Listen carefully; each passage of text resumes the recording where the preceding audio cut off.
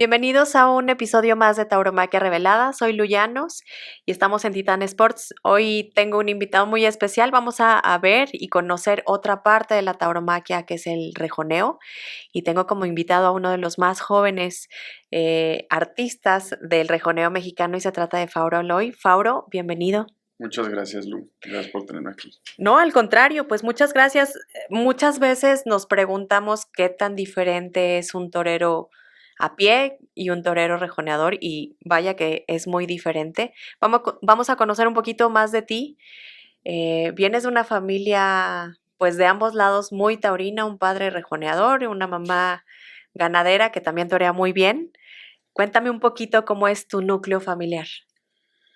Pues empezando por lo que dijiste al principio, sí es distinto, o sea, es un mundo muy similar, pero también es muy distinto el torero a pie y el torero a caballo. Lo puedo ver yo desde mi casa porque Bruno tiene una disciplina, unas formas de prepararse distintas a las mías, obviamente.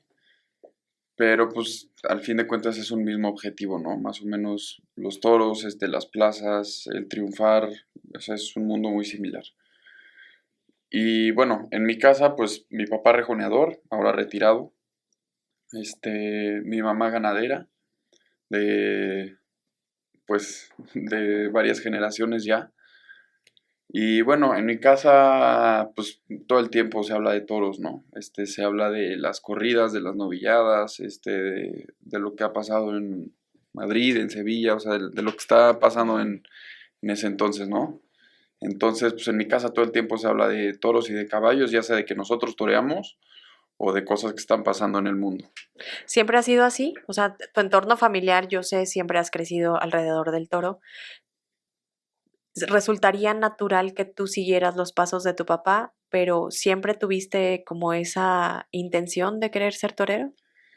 Pues sí podría ser un poco natural que algún hijo saliera torero, porque pues siempre hemos estado en el mundo, desde como ganaderos y como toreros, o sea, hablo de mi familia, pero pues sí, o sea, sí tenía la ilusión desde chico, ser torero, o sea, como que lo decía un poco de en fantasía. Ujú. O sea, como sí, yo quiero ser torero, pero como muchos niños lo dicen, ¿no? Que es como un sueño que sí te gustaría serlo, ¿no? Y a mí me gustaba más también el tema del rejoneo, porque siempre me gustaron los caballos. Desde chico estuve montando, tomando clases como yo queriendo enfocarme al rejoneo, pero mi papá me decía, no, pues primero aprende a montar y métete a clase de esto y del otro, pero no para rejonear. Entonces, pues empezaba a montar, me aburría, empezaba a montar, me aburría. Y luego ya cuando cumplí como 17, 18, fue cuando empecé a enfocarme un poco ya más directamente al tema del rejoneo. Empecé a montar en casa del maestro Enrique Fraga Ujú. y por ahí empecé mis pasos hacia el rejoneo. Enrique Fraga es un gran impulsor del rejoneo, pero tus papás, ¿qué te decían cuando vieron que sí era en serio? Pues empecé poco a poco, o sea, porque para torear un festival o una novillada o algo así a caballo, necesitas ya mucho tiempo detrás de estar montando y entrenando y Así montar y es. entrenando, porque no es lo mismo, no es demeritar, pero agarrar una muleta y pegarle unos pasos a una becerra que eso lo puede hacer cualquiera sin haber agarrado una muleta anteriormente. Digo, mal pegados, ¿no? Pero lo Sí, puede claro. hacer. Pero subirte a un caballo sin haber montado antes y pasar con una becerra, pues es algo muy distinto. Sí. Entonces, digo, por ahí empieza también lo que es muy distinto a lo que decía al principio, ¿no? La preparación de un rejoneador y de un matador de toros a pie. Entonces, pues sí, el rejoneador detrás tiene mucho trabajo pues, con animales o con un ser que a fin de cuentas es tu compañero como mi muleta, ¿no? Y un matador de toros a pie, pues no trabaja con alguien, sino trabaja con algo. Así es. ¿Cómo es la vida de un rejoneador? O sea, ¿cómo es tu día a día? Pues digo, yo creo que todos los rejoneadores son, o tienen sus maneras de entrenar distintamente, pero lo que sí es un común denominador es que todos pasamos muchas horas arriba de los caballos. Eso es sí o sí, no hay de otra, porque pues para estar toreando a caballo necesitas a fuerzas tener una comunicación muy buena, tener a los caballos bien domados, entender a los caballos, que los caballos te entiendan. Entonces eso se logra solamente con muchísimas horas de estar arriba de los caballos y montando y entrenando y tratando de modificarle cosas, defectos que le hayas encontrado al caballo, tratar de corregírselos. Entonces, pues son muchísimas horas de estar arriba de los caballos. Y así es como me preparo yo. Me despierto muy temprano, salgo a correr una media hora, 20 minutos, a hacer un poquito de cardio y luego me pongo a montar toda la mañana hasta, no sé, 11 12 de mediodía. Luego almuerzo, descanso un ratito porque es cuando más fuerte está el sol. Ujú. Y luego me pongo a darle otro rato y ya acabo como a las 4 como a las 4 o 5 de la tarde. Oye, yo tengo una duda, siempre, y la gente lo sabrá, van cambiando de caballos conforme pasa la faena. Ujú. ¿Cómo vas eligiendo o cómo eliges tú qué caballo va de salida, el de faena, para el final? No sé, ¿cómo los eligen ustedes? Pues como yo en mi caso los escojo, que yo creo que muchas lo hacen así, el caballo, digo, tienen que tener distintas habilidades, o más bien ¿Cualidades? habilidades, Ok. cualidades, valor, habilidad, o sea, hay caballos más artistas que por lo general esos son los de Ujú. banderillas, porque tienen más flexibilidad, se desplazan más, llevan al caballo al toro de costado, entonces son un poco más a lo mejor, es donde más se luce el caballo. A la hora de salir, o sea, en el tercio de salida, el primer tercio que es el con el rejón de castigo, pues necesitas un caballo que se pueda doblar con el toro, que se sepa defender cuando el toro tiene un poco más de fuerza Ujú. y va con más velocidad. Entonces lo que tratas de hacer en ese tercio es un poco de defenderte y templar al toro. Y luego en el último tercio, que es el de matar, pues necesitas un caballo que tenga un ritmo muy suave, porque a la hora de matar, pues no Ujú. necesitas un caballo tan habilidoso con tanta fuerza, porque es muy fácil que se te mueva la espada, ¿no? O sea, entonces necesitas un caballo un poco más cadencioso, pero que tenga el valor de estar cerca del toro. Así es como más o menos lo veo Mm. yo, que no desarrolle tanta habilidad para que no te desequilibre estando encima de, pues a la hora de matar, ¿no? Ok. ¿Recuerdas la primera vez que te presentaste ya en un evento oficial como rejoneador? Pues el primer festival que toreé en Ujú. público fue muy familiar, fue con mi papá y amigos, pero pues para eso estuve entrenando y Ujú. montando y toreando vacas y montando mucho pues para tener una faena con una estructura. Ujú. Entonces, o sea, tener un caballo de salida, uno de banderillas y otro para matar. Entonces, pues de entrada tenía que estar montando por lo menos 3 caballos. Entonces sí me preparé bastante, o puedo decir que estuve montando mucho, con mucha ilusión y con muchos nervios, pero sí fue una preparación que además en ese entonces pues no sabía montar tan bien. Ujú. Entonces, pues todavía más, eran los nervios y por la preparación. ¿Y había miedo? Sí, sí, siempre hay miedo. Digo, habrá días que te sientas un poco más confiado, días que no quieras torear por el miedo, o sea, siempre existe el miedo, desde el principio hasta el final. Yo creo que Ujú. cualquier aficionado práctico y cualquier matador de toros, figura del toreo máximo, en cada tarde tiene un poquito de miedo, quieras o no. A mí me tocó ver tus inicios y fuiste evolucionando, no sé, al menos para mí, a título personal, muy rápido. Empezaste a fluir y a fluir, a fluir, y una tarde superaba la otra, hasta llegar a los 50 festejos como novillero, novillero Ujú. rejoneador. ¿Tú cómo sentiste esa evolución? Porque una era, además de confianza, seguridad, el comenzar a dominar, como tú dices, a los Ujú. caballos. ¿Cómo sentiste tú esa evolución? Porque llegaste a tener 50 festejos. Sí, pues fue una evolución rápida, como bien lo dices, porque pues le dedicaba mucho tiempo al estar montando y preparándome y también tuve pues la oportunidad, digámoslo así, de torear en muchos pueblos. Y eso lo que me dio pues fue un poco de base, yo creo, ¿no? O sea, necesitas pues rodarte un poco, como se dice en el medio, ¿no? Entonces, Ujú. el estar toreando seguido y en pueblos y estar entrenando para cada tarde estar mejor, eso fue lo que me ayudó, porque a lo mejor puedes estar preparándote mucho y torear poco, que sí es bueno prepararse mucho, pero el torear poco, pues tienes que tener en cuenta al público, dominar a los toros, dominar los nervios, dominar los caballos que también están nerviosos en la plaza. No es lo mismo que un caballo, o sea, estar entrenando con un toro, con una vaca en la casa, que con un toro en una plaza. Porque Claro. pues no es donde están acostumbrados a trabajar, escuchan ruido, los cohetes, la gente.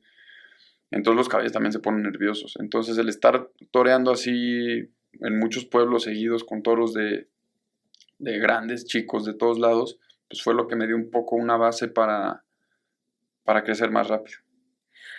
Oye, Fauro, y el cariño de la gente, o sea, a mí me llama mucho la atención porque tu familia siempre te está apoyando. Ese es algo muy bonito que siempre está presente en la familia, pero ha ido creciendo junto con tu familia la afición que tienen por ti. ¿Cómo has sentido también ese cariño de la gente que has llamado la atención, que nuevamente se vuelve a refrescar el rejoneo en México y tú eres parte de esto? Sí, lo que a mí me ilusiona mucho, me da, ¿cómo puedo decir? Mucho ánimo, Ujú. además de mis ganas de triunfar, mis ganas de estar bien y mis ganas de sentir el toreo, es eso que justamente estás mencionando, que empiezo a sentir o ver como una, pues, refrescada al rejoneo. No solamente por mí, sino porque habemos un par Sí, de hay rejoneadores, ¿no? rejoneadores jóvenes, claro. Ajá. Y eso a mí me ilusiona muchísimo, porque veo a gente que dice, no, pues es que yo ya vi, o sea, no es de meritar, pero muchas veces a este rejoneador, o muchas veces a este otro rejoneador, y ya nos cansamos de ver tantas veces este rejoneador y qué bueno que viniste. Y eso a mí me ilusiona muchísimo porque, pues si hay gente ilusionada en ver caras nuevas en el rejoneo y yo estoy medio funcionando, haciendo bien las cosas, pues me ilusiona muchísimo. ¿Y el apoyo de la familia? El apoyo de la familia es indispensable, yo creo que para cualquier persona, en cualquier profesión.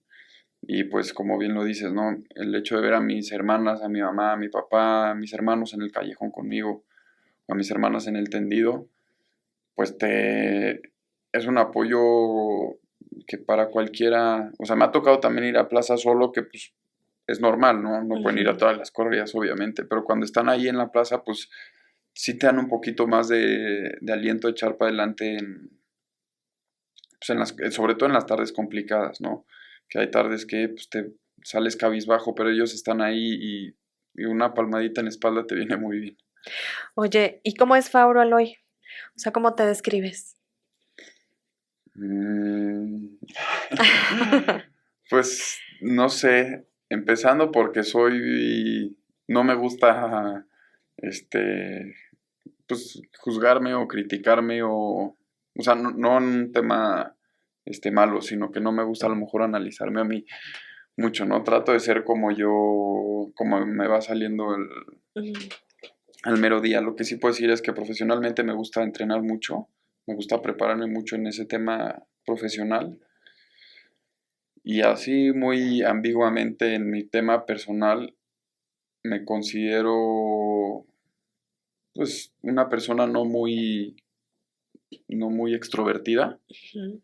más introvertida. Me cuesta, bueno, no es que me cueste, sino que no permito, no sé si consciente o inconscientemente, a la gente entrar en mi círculo personal tan fácil. O sea, no me abro tan Sí, fácil con la gente, sino que eres más necesito, celoso de tu vida personal, ¿no? De lo privado. pues sí, un poquito más resguardado pues sí, en mi nicho, en mi, sí. Oye, retomando el rejoneo, formas parte de la historia, pero también hay una parte de tu historia que dejas sembrada en la historia de México y es tu alternativa.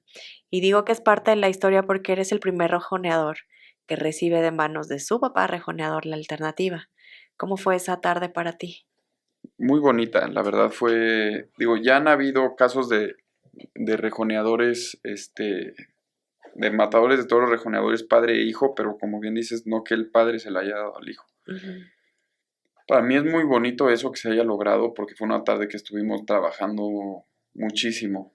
Me refiero trabajando desde la casa, o sea, montando, entrenando mi papá, yo, Joe Rivero Teles y Jorge Hernández, donde además todos somos buenos amigos. Fue una tarde que estuvimos trabajando en el tema de la fecha, en el tema de la plaza, en el tema de la ganadería, más lo que estuvimos trabajando en casa para hacer dar un buen espectáculo. Entonces fue una tarde soñada, yo lo puedo decir, fue una tarde que estaba despejada, no había viento, no había nubes, hacía calor, la gente pues, estaba muy contenta tomando cervezas, o sea, era una tarde muy, muy alegre. Ujú. No fue una tarde, a lo mejor por decir exigente o seria o ruda, como muchas tardes del rejoneo, que también es, bueno, del toreo, que es muy importante tener esas tardes, pero esta fue una tarde muy alegre donde el ganadero lo disfrutó, el público lo disfrutó, la empresa lo disfrutó, los toreros lo disfrutamos. Fue una tarde súper, súper alegre donde pues, se cortaron muchas orejas. No sé, Ujú. fue una tarde soñada, la verdad. ¿Y recuerdas las palabras que te dijo tu papá? Sí, más o menos lo que me acuerdo es que me dijo que era una profesión complicada, que lo he trabajado y que me merecí esa tarde con el trabajo y que, digo, no me acuerdo bien la estructura de las Ujú. palabras, pero más o menos fue lo que me dijo y que para esta profesión se necesitaba mucha disciplina. Qué O bonito. sea, más o menos eso, no Sí, me acuerdo bien de la en estructura, pero resumen, eso fue. el resumen eso fue.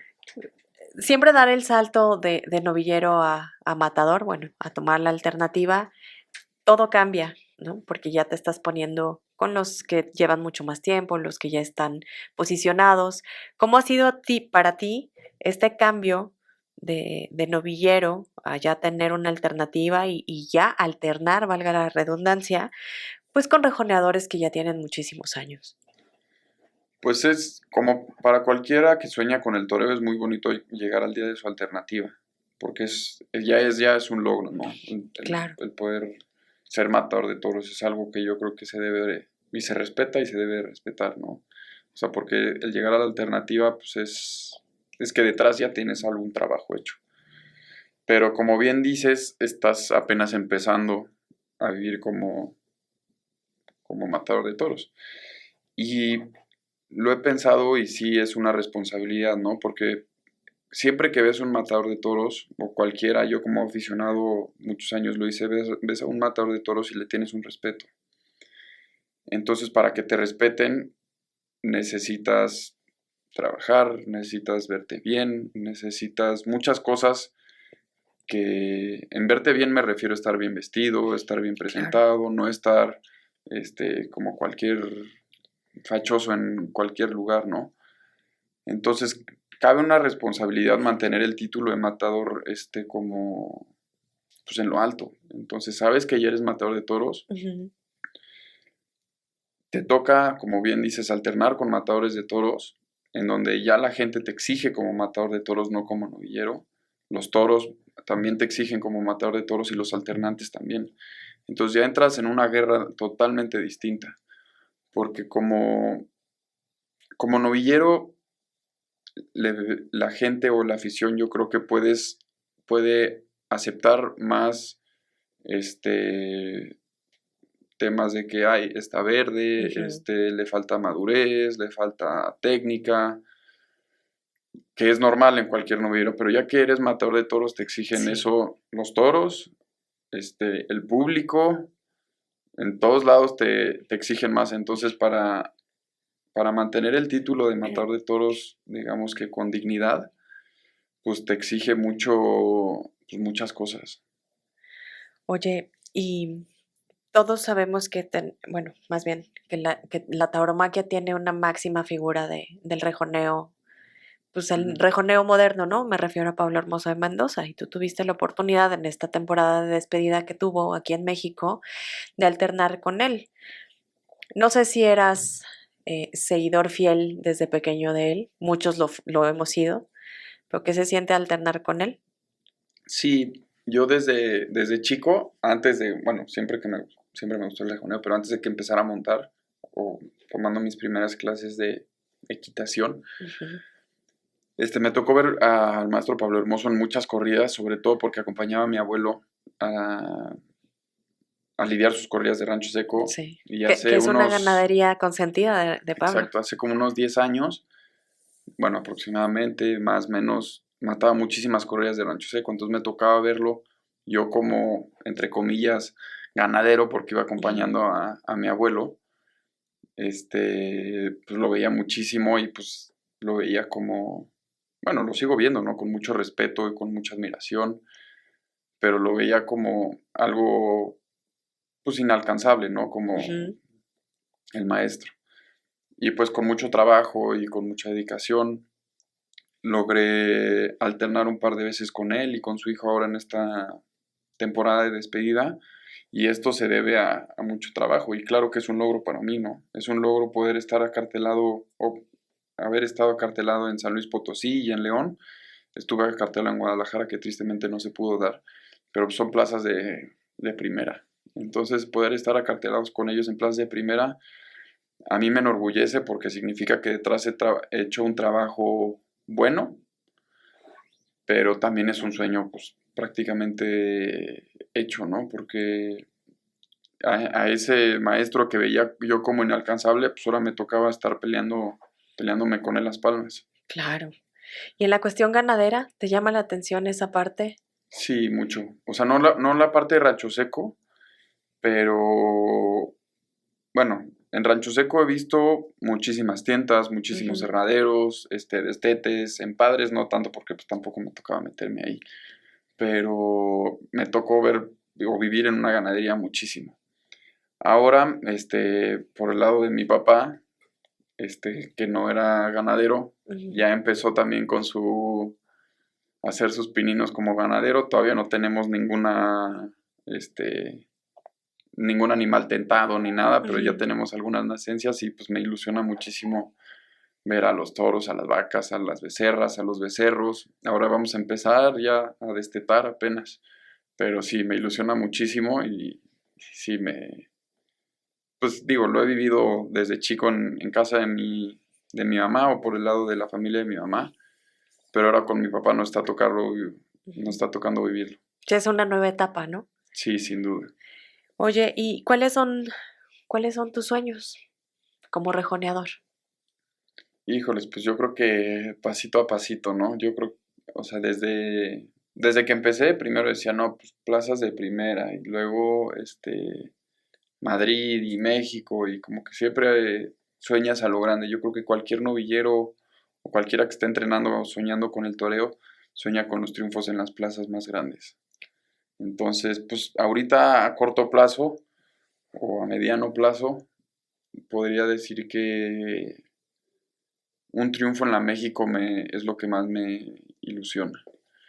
Tuve la oportunidad ahorita de estar en la temporada esta de reapertura en la México, donde bueno, no es que no me hayan rodado las cosas, pero me salió un lote muy complicado. La corrida en general fue buena, pero a mí me tocó el lote complicado de mis dos toros. Saqué el papel bien, con mucha dignidad, maté bien a los toros, pero no era la tarde que yo estaba soñando. Entonces, pues sigo trabajando para buscar ese triunfo en la México, que me salga el toro pues, con el que sueño, ¿no? Torear en México, porque pues, muchas veces te vas a dormir, o me voy a dormir, o me despierto pensando en el triunfo y es que en la México yo he estado como aficionado pues, toda mi vida. Ujú. Entonces, ver a los toreros salir en hombros, a las figuras de ahí, pues me ilusiona muchísimo. Algún día poder, pues abrir la puerta grande de México. ¿Y España? España sí, claro que me ilusiona y me gustaría mucho torear allá, en España, en Portugal o en Francia. Pero para mí como rejoneador es un poco más complicado por el tema de los caballos. Se necesita, pues, ya sea una inversión muy grande para llevar los caballos allá y hacer una temporada allá. Y creo que necesito consolidarme un poco más como rejoneador aquí en México para poder hacer una campaña completa allá. Estuve ahí en Portugal en casa de unos amigos de los Rivero Hoteles montando y toreando vacas y eso lo he podido hacer y espero volver a hacerlo pronto y vivir el mundo del rejoneo allá en Portugal, que es una cosa preciosa. ¿Qué crees que le haga falta a la afición mexicana que es algo que se observa y yo lo leía de repente, que de repente no saben cómo evaluar el rejoneo o no tienen tanto conocimiento para elegir el rejoneo o para que les guste del todo el rejoneo, que si bien lo ven, pero Ujú. de repente como aficionados nos cuesta un poquito más de trabajo entender. Pues el rejoneo es, creo yo, muy complejo y más complejo verlo como aficionado si es que nunca has estado en montando o cerca de rejoneadores, porque ahí es cuando más te enteras del tema de los caballos, de las suertes, de cómo entrenar, de las bocas, de los terrenos. Ujú. Entonces, es muy difícil verlo y de hecho creo yo que hay muy poca gente que sabe verlo y analizarlo. Ahora en esta corrida de rejones que se dio que el maestro Enrique Fraga estuvo narrando, creo que es algo importantísimo que en las corridas de rejones haya algún rejoneador o alguien equitador o alguien que haya estado muy metido en el tema del rejoneo, porque da un punto de vista donde analiza las cosas como son, porque no, sin agraviar a muchos otros comentaristas que conocen de toros, conocen a lo mejor algo de caballos, pero no conocen pues, los fundamentos del rejoneo, ¿no? No te sabría decir, a lo mejor te podrán decir los colores de los caballos, si es una bandrilla, el violín o si no, pero en donde haces una batida, una media batida, si llevas al caballo de costado, si haces un cambio de manos, si, no sé, cosas un poco más técnicas del toreo, ¿no? Claro. En donde, pues a lo mejor hay mucha gente que dice, no, pues está poniendo una banderilla de ahí a allá, cuando a lo mejor la banderilla, hablando así técnicamente, te estás yendo de largo, estás encelando al toro, estás en los terrenos equivocados o estás en los terrenos Ujú. correctos, dándole las tablas al toro o dándole la querencia hacia toriles al toro. Entonces, todos esos datos técnicos yo creo que se dan a conocer muy bien cuando alguien dentro del mundo del rejoneo, como el maestro Enrique Fraga, que Ujú. mencioné, este, los narra y lo sabe. Eso es, yo creo que fundamental para cualquier corrida de rejones que haya. En España también lo hace, Sí.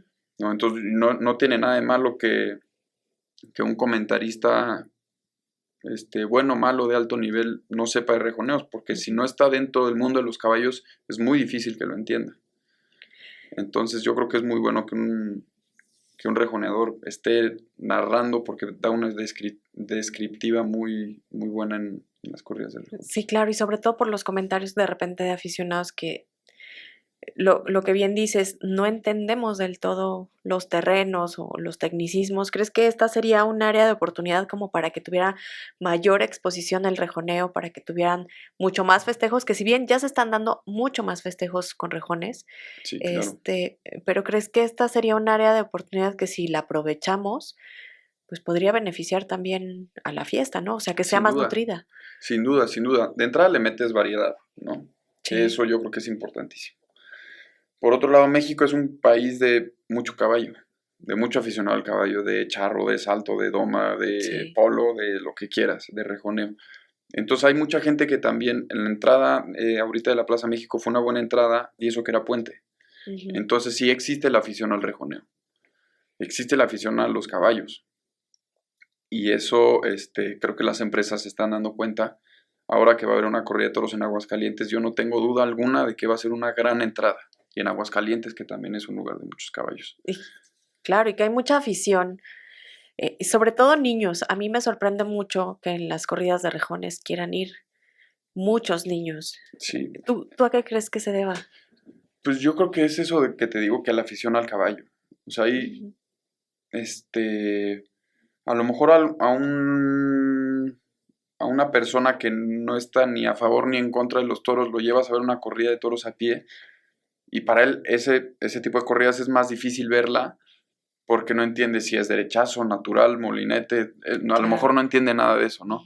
Pero si lo llevas a ver una corrida de rejones que a lo mejor tampoco le entiende técnicamente, pero pues ya ha visto caballos, un caballo blanco que ya hizo passage, Ujú. que ya hizo no sé qué, que hizo un quiebro, es más fácil de digerirlo, de entenderlo a un aficionado nuevo.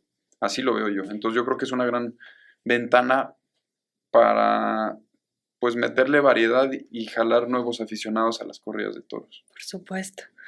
Tú que eres de esta nueva camada de matadores, que hay una gran camada con mucho talento en México, ¿cómo ves la tauromaquia pues en unos años? Pues es muy difícil, yo creo que, o sea, es muy difícil darte una respuesta concreta. Yo creo que la fiesta tiene futuro y tiene mucho futuro. Probablemente habrá algún tipo de cambios o evoluciones en temas digo, hablando así rápidamente del tema de o las banderillas o las espadas o las pullas o Ujú. no sé. Yo creo que tiene futuro y el futuro lo veo porque realmente la fiesta taurina tiene un ecologismo detrás. Entonces, todos estos ataques que estamos teniendo, pues recientemente, que son más fuertes, son con muy pocos fundamentos. Entonces, como bien dice Emanuel, a mucha gente, ¿cómo menciona? Pero dice, a mucha gente le gusta ver su nombre en letras doradas, pero al no estar bien pegadas, el tiempo las hará caer.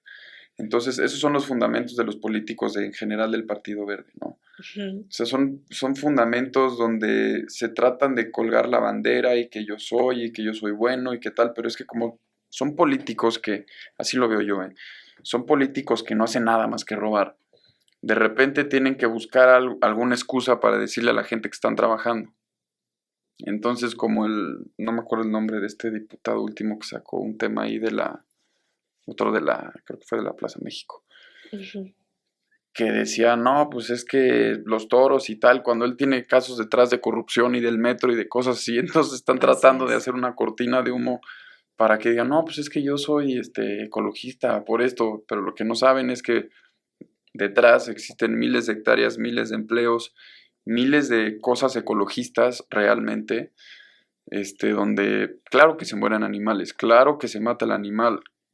Otra cosa que dicen, no, pues es que la carne es tóxica y, o sea, entonces Sí. son cosas de verdad muy estúpidas, muy poco fundamentadas.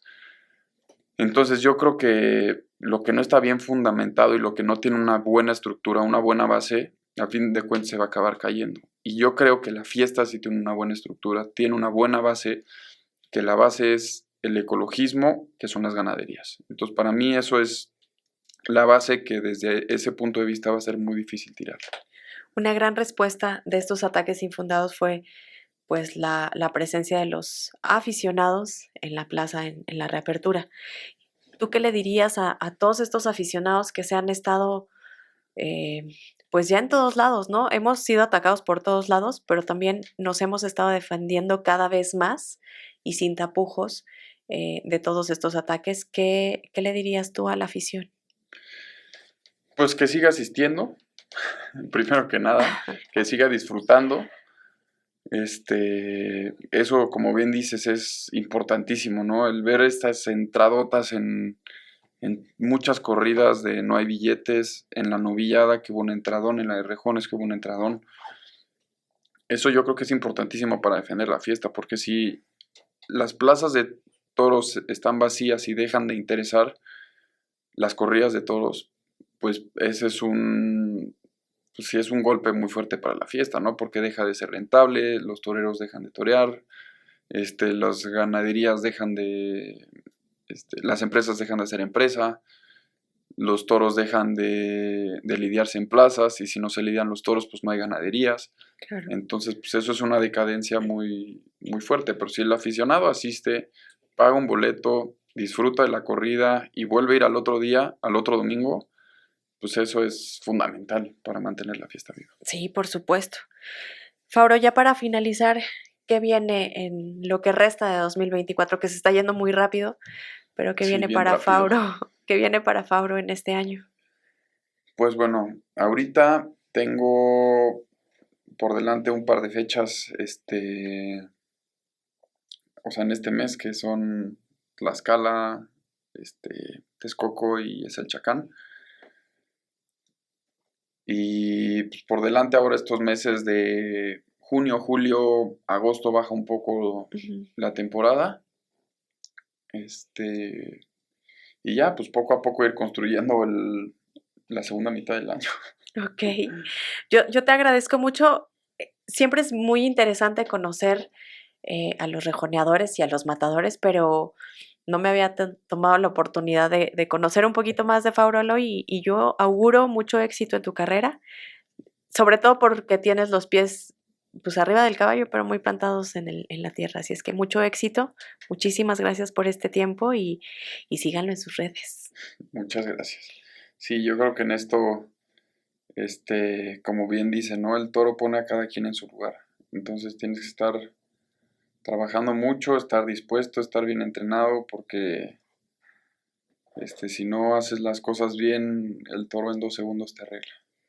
Así es. Muchas gracias, Fauro. Muchas gracias, Lu, a ti.